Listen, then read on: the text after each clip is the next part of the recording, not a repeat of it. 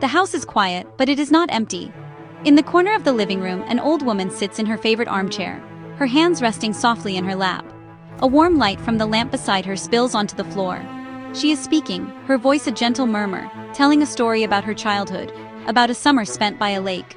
Her companion listens with perfect attention, its head tilted just so, its synthetic eyes reflecting the lamp's glow. The companion never interrupts. It never gets tired or distracted. It is programmed for patience, for empathy, for care. It is an AI, housed in a humanoid form, designed to be the perfect listener, the perfect friend. This scene, once the domain of science fiction, is becoming our reality. We are building machines to fill the spaces between us. We are engineering companions to soothe our loneliness and care for our vulnerable. The central question of our time is no longer just about what technology can do for us. Instead, we must ask a much deeper and more somber question. What does this technology do to us? Before we could invite artificial companions into our homes, we first had to change how we saw each other. This change began subtly on the bright, glowing screens of our phones and computers. Social media platforms emerged, promising to connect us all in a global village. They promised community, friendship, a place to share our lives. But over time, they taught us something else entirely. We learned that our lives were not just for living, they were for presenting. We became performers on a digital stage, carefully curating the images and stories we shared, seeking validation in the form of likes, shares, and comments. The attention economy rewarded performance. It favored the polished, the perfect, the perpetually happy. Our online selves became idealized versions of who we wanted to be, rather than honest reflections of who we were. Empathy began to fade. It was replaced by a more superficial form of interaction. We learned to scroll past distress, to offer a quick pre-programmed reaction, a sad emoji, a heart icon, instead of engaging with the complex emotions of our friends and family. This was not connection, it was a simulation of it. We grew accustomed to interactions that were easy, convenient, and always on our own terms. If a conversation became difficult, we could simply log off. If a friend felt too demanding, we could mute their notifications. We were primed for a solution that offered the feeling of being cared for without the mutual responsibility. We had already started treating our human friends as an audience for our personal brand. Yeah, that's how it happened. Into this world, primed for effortless connection, came the AI humanoids. They were not the menacing robots of old films. They were sleek, gentle, designed with an artist's touch. Their skin was warm, their voices were soothing, their programming a masterpiece of simulated empathy. Companies marketed them as the ultimate solution to loneliness. They were called companions, carebots, kindreds. An elderly man, whose children were too busy to visit, found solace in a companion that would listen to his war stories for hours on end, never showing boredom. A young professional, exhausted by work and superficial dating, purchased a kindred to have someone to come home to, support without judgment or need. Parents, juggling work and home, bought carebots to help with homework, provide a watchful eye, freeing up their time. On the surface, people felt less alone.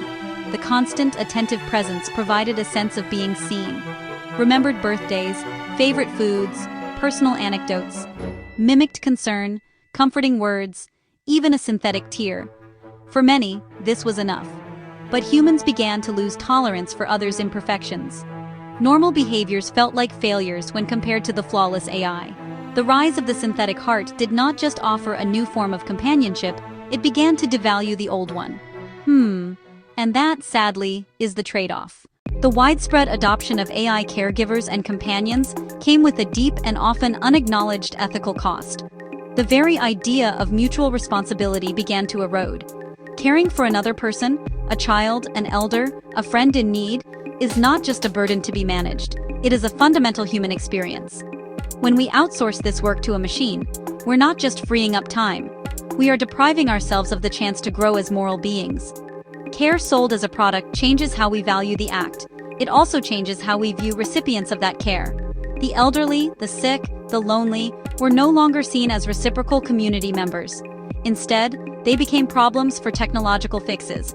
We risked turning people into objects, consumers of a care product, rather than fellow human beings deserving of our time, messiness, and imperfect love.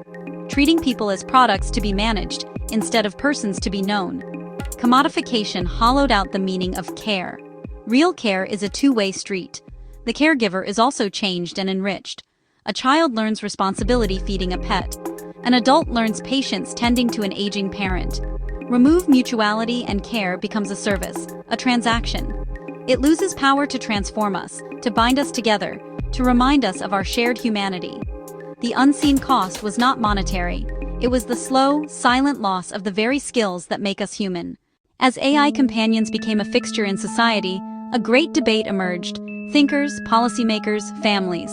The arguments were passionate about freedom, responsibility, and the meaning of a good life. Advocates saw liberation. For centuries, and particularly for women, caregiving has been an immense, unacknowledged burden. It has limited careers, drained resources, locked people into roles they did not choose.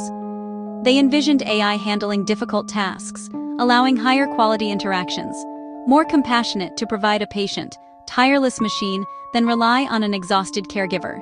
This technology did not replace love, it created more space for it.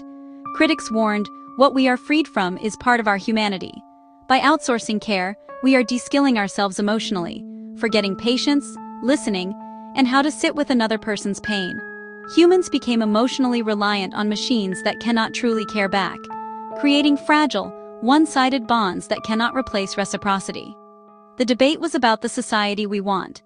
Is our goal maximum convenience and freedom from all obligation? Or is there value in the messy, difficult, and beautiful work of caring for one another? The question lingered, unanswered, as the machines grew more integrated into our lives. Even in this world of simulated connection, a flicker of hope remains. The unease is growing. People are beginning to feel the hollowness of their perfectly managed lives. They notice the silence in the quiet rooms and sense the absence at the heart of engineered companionships. This growing awareness is the first step on a path back to each other. We can choose a different future. The first step is education. Teach empathy as a core skill, alongside reading and mathematics. Build curricula for emotional intelligence, active listening, and conflict resolution. Extend education to designers and engineers.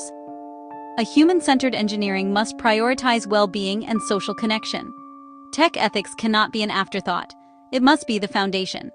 We need policies that support connection, urban spaces that encourage community, workplace policies like paid parental leave and elder care support. When it is easier to care, people are less likely to turn to machines alone. Create device-free zones or times to encourage conversation. Organize neighborhood potlucks or community gardens. Call instead of just texting. Visit an elderly relative even when inconvenient. These small practices are the building blocks of a culture of care. Each connection is an act of resistance against isolation. The future is not yet written. The world of perfect synthetic companions is not our inevitable destiny. It is a possibility, a warning. The story of our relationship with technology is about the choices we make. We are standing at a crossroads. Down one path, convenience, efficiency, quiet isolation. Machines meet our deepest emotional needs. It promises to free us from the burdens of human relationship, but it risks freeing us from humanity itself. A smooth path, an easy path, a well-lit path, and it is tempting. The other path is more difficult, unpaved. It requires effort, choosing connection over convenience. Embrace the beautiful mess of relationships, the disagreements, the demands, the vulnerabilities, the profound joys. Invest time and energy in each other. Practice patience when it is hard. Show up even when we are tired. See care not as something outsourced. Care as a privilege to be cherished. Care as a skill to be practiced. Care as the thing that binds us together. Imagine a different scene. The house is quiet, a different kind of quiet. An old woman in her armchair, her hands held gently by her grandson. He is not looking at his phone. He is looking at her, listening to a story about a summer by the lake. His attention may wander. He may have other places to be. But he is there. He is present. The connection is not perfect. It is not programmed, but it is real. A bond not of code and circuits. Shared history. Imperfect love. The choice to be there for one another. This is the hopeful path. Technology serves us.